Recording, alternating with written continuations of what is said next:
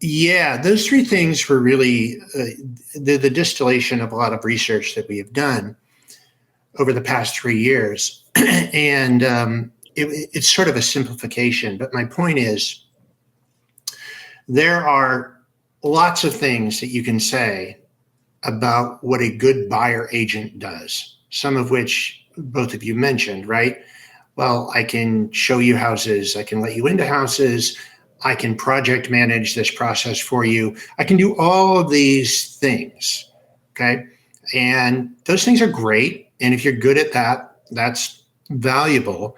But those really aren't the highest order functions of a good uh, buyer agent.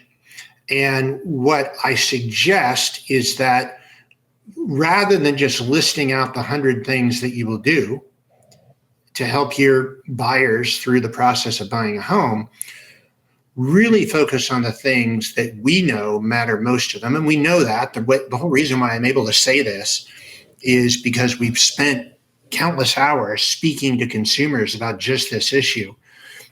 And there are three things. First of all, the number one thing that buyers value from a good agent, and you have to dig, because remember, for the most part, historically, these folks didn't even think they paid them. They didn't know anything about this. It's just Sure. they like them.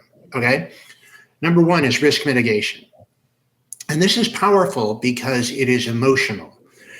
So home prices are high. They're coming down a little bit in some markets. But look, homes are really expensive.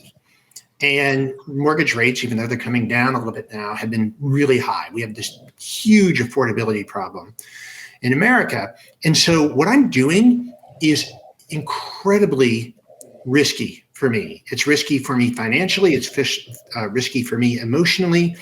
It's risky for me logistically. If I get this wrong, I have a huge problem that can seriously mess up my life. It can mess it up financially if I buy a money pit. If I move my family into a place that we turn out hating, well, that's going to mess up my life. This is an inherently risky thing. And the job of a good buyer agent is to de-risk the deal.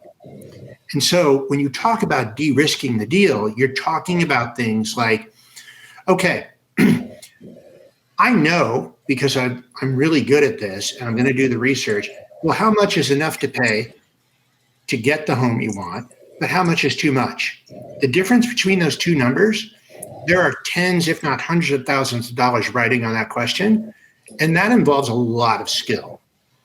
How do I read between the lines of property disclosures, reports that the seller has to disclose? How do I read what's not there? What do I know? If I'm a buyer, how do I know what's a problem and what is not a problem?